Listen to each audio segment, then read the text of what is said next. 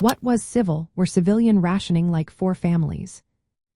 Imagine living through a war where your daily meals depend on what little you can find or grow.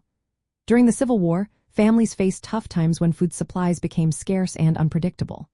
In the South, Union blockades stopped imports, making it hard to get sugar, coffee, or even flour. Farms were damaged and transportation was disrupted, so families had to make do with what they had. They relied heavily on homegrown vegetables, dried beans, salt pork, and cornmeal. Many preserved food by salting, drying, or pickling to make supplies last longer.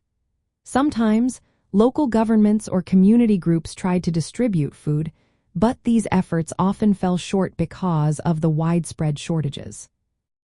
In the North, food was more available, but urban families still felt the pinch.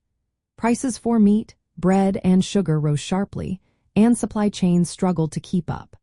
Families had to cut back on meat and fresh bread, turning instead to hardtack like crackers, dried beans, and coffee substitutes made from chicory or peas.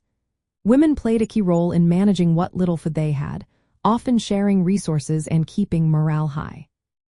Propaganda encouraged families to be frugal and to see their sacrifices as part of supporting the war effort.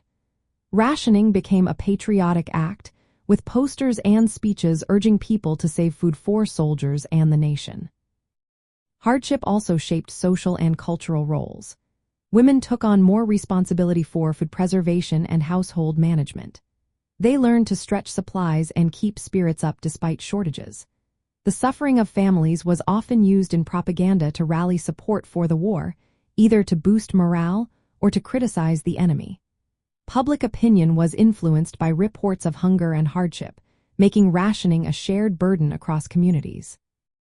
Overall, families had to adapt to irregular supplies, often relying on preserved foods similar to soldiers' rations, and their experiences reflected the larger social and cultural push to endure and contribute to the war effort.